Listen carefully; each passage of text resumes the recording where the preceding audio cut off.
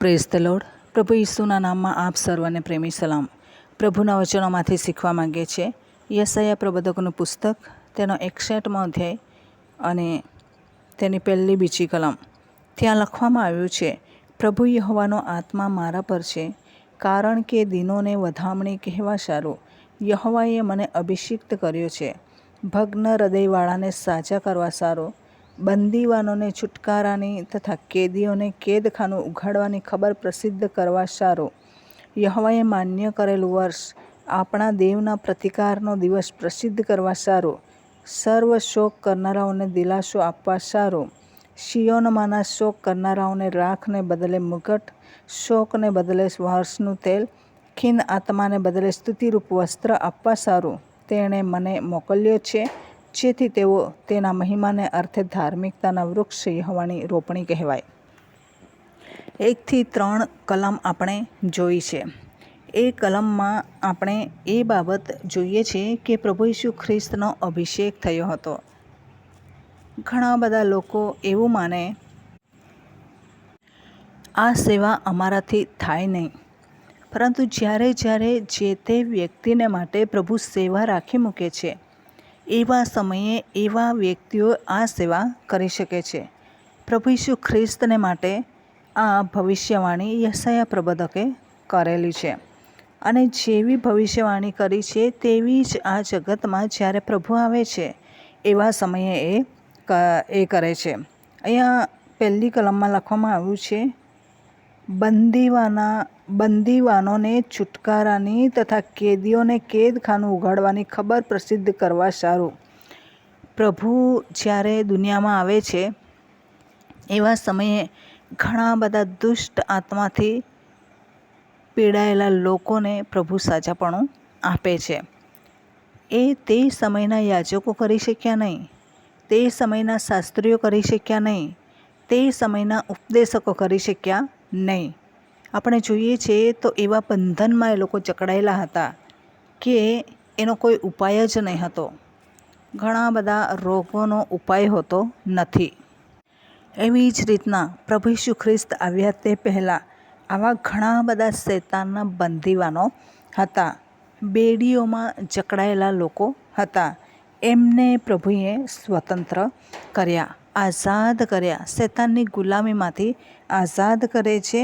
અને એના માટે ઈશ્વરે એમનો અભિષેક કરેલો હતો.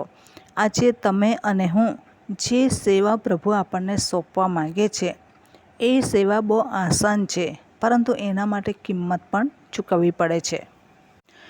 યશાયા 55માં લખવામાં આવ્યું છે કે નાણાં વિના દ્રાક્ષારસ અને દૂધ વેચાતા લો. જેમની પાસે નાણું નથી, તમે આવીને મફત લો. આ વચન સમજવાનું ઘણું બધું કઠિન છે. મફત બી લેવાનું છે, વેચાતું પણ લેવાનું છે.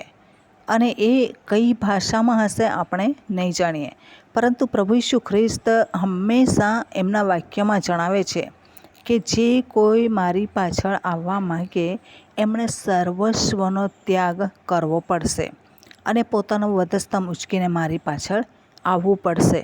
આ છે નાણું, આ છે કિંમત ચૂકવવી, આ છે આપણે ખર્ચાવવું, મૂલ્ય આપીને વેચાતું લેવાની વાત આ છે.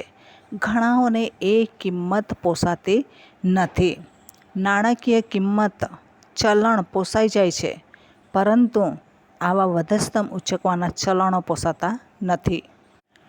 પ્રભુ ઈસુ પાસે એક જુવાન માણસ આવે છે અને કહે છે કે અનંત જીવનનો વારસો પામવા હું શું કરું? પ્રભુ જણાવે છે કે આજ્ઞાઓ પાળ.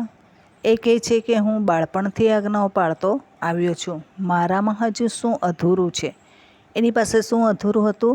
બહુ જ મિલકતવાન માણસ હતો, મિલકત એની પાસે હતો, સંપત્તિવાન માણસ હતો. પ્રભુએ કીધું કે તારું જે છે તે વેચીને દરિદ્રીઓને આપી દે અને મારી પાછળ આવ, એટલે તને અનંત જીવનનો વારસો મળશે, અનંતકાળનું જીવન મળશે. આમ તો પ્રભુએ ભેટમાં આપેલું છે, પરંતુ કેમ આ વ્યક્તિને કીધું? કેમ કે એનું જીવન એ ઘણી બધી સંપત્તિમાં રહેલું હતું, એ છોડાતું નહીં હતું. અને એ કેવી રીતના છોડીને એ સંપત્તિનો વારસો, અનંતકાળનો વારસો પામે? પ્રભુએ એને સીધો સાદો રસ્તો બતાવ્યો, પરંતુ એટલો જટિલ અને કઠિન એના માટે બની ગયો કે એ પ્રભુ પાસેથી જતો રહે છે, પરંતુ એ સંપત્તિ વેચતો નથી. પ્રભુ ઈસુ ખ્રિસ્ત જ્યારે આ દુનિયામાં હતા, જન્મવાને માટે એની પાસે જગ્યા નહીં, મરણ પામ્યા, દટાવાને માટે એમની પાસે કબર નહીં, અને એ પ્રમાણે ઘણી મુસીબતોનો સામનો એમણે કર્યો. કોઈ જાતની સવલતો એમની પાસે હતી નહીં. જ્યારે યરૂશલેમનો વિજયવંત પ્રવેશ સૂચવે છે, એવા સમયે પણ પારકાનું ઘેટા ઉપર બેસીને પારકાના ગધેડા ઉપર બેસીને જવું પડે છે.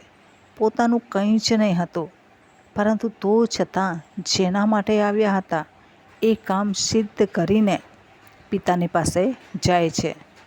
તમે અને હું જ્યારે જે વિષયને માટે આપણો અભિષેક કરવામાં આવ્યો છે, એ વિષયને લઈને આપણે સવલતો મળે કે નહીં મળે, પરંતુ આપણે એ કામ પૂર્ણ કરવાનું છે, સિદ્ધ કરવાનું છે, અને પ્રભુનું રાજ્યનું બાંધકામ વધારે ને વધારે કરવાની જરૂર છે. અને એ પ્રમાણે જેવા હેતુ સાથે પ્રભુએ આપણને મોકલેલા છે, હેતુ સિદ્ધ કરીને દેવનું રાજ્યમાં આગળ વધવાનું છે. તો આ વચન પ્રમાણે જીવન જીવવા પ્રભુ આપણને સહાય કરે. વચનનો આશીર્વાદ પ્રભુ આપણને સર્વને પૂરો પાડે. આમેન. પ્રાર્થના કરીએ. પ્રેમાળ પરમેશ્વર પિતા, અમે તમારો આભાર માનીએ છીએ, તમારી સ્તુતિ કરીએ છીએ. તમામ શ્રોતાજનો ઉપર તમારો રહેમનો હાથ રાખજો. જે વિષયને માટે તમે એમનો અભિષેક કરેલો છે, એ પ્રમાણે પ્રભુ તેઓ કામ સિદ્ધ કરીને તમારા રાજ્યમાં આગળ વધે એવી કૃપા અમે માગીએ છીએ. આ પ્રાર્થના પ્રભુ ઈસુના મૂલ્યવાન નામની અંદર માગીએ છીએ. Amen. Thank you. Praise the lord. God bless you. Amen.